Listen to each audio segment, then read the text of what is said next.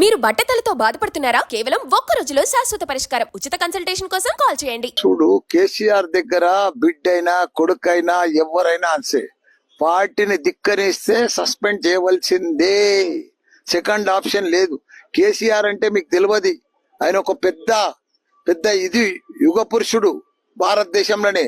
అలాంటి మనిషి బిడ్డే కొడుకు, ఆయనకు ప్రజలు ఇంపార్టెంట్, తెలంగాణ ఇంపార్టెంట్, బిడ్డే కొడుకు కాదు. కాబట్టి ఆయన దేనికైనా తెగిస్తాడు. అలాంటి మనిషి మనకు దొరకడమే, కేసీఆర్ లాంటి దొరకడమే మన అదృష్టం. అరే కాళేశ్వరం లేదు, ఏం లేదయా. నువ్వు 3 లక్షల మెట్రిక్ టన్నుల ధాన్యం పండించిన ఘనత కేసీఆర్ దయా. వీళ్ళేంది అంతా 3D సినిమా లెక్క డ్రామాలు ఆడుకుంటా కాళేశ్వరం అని కూలిపోయిందని అదని, ఇదంతా బక్వాసయా. ఏందది కేసీఆర్ అంటే? ఓ చరిత్ర, ఒక హిస్టరీ. భారతదేశంలో తెలంగాణలో ఒక ఆదర్శ రాష్ట్రంగా తీసుకుపోయిండు.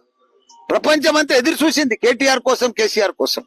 అలాంటి మనుషులను పట్టుకొని కాళేశ్వరం అని, కేసు అని, సిబిఐ అని, ఏంటది? అది కరెక్ట్ కాదు.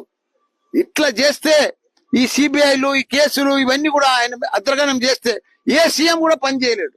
అంత గొప్ప సీఎం ను పట్టుకొని ప్రపంచంలోనే ఎత్తైన ప్రాజెక్టు, లిఫ్ట్ ఇరిగేషన్ ప్రాజెక్టు కడితే దాంట్లో ఒక రెండు పిల్లలు పోతే కుంగిపోయిందని. కుంగిపోతే ఉంటున్నా ఇంత పెద్ద వర్షాలకు ఎట్లుంది అది? కాళేశ్వరం కుంగిపోయిందా, కూలిపోయిందా? దాన్ని పట్టుకొని కాళేశ్వరం అనుకుంటా దాన్ని రకరకాల ఇబ్బంది పెట్టి ప్రజలకు నెల్లి ఇవ్వకుండా, అది చాలా బాధాకరం. అరే అవుతుందా? ఎవరి కుటుంబంలో ఉంటాయి ప్రాబ్లమ్స్, వస్తాయి. ఏ ప్రాబ్లం ఎట్లరా? దేశమంతా వచ్చినాయి. దేశమంతా సస్పెండ్ చేయలేదా?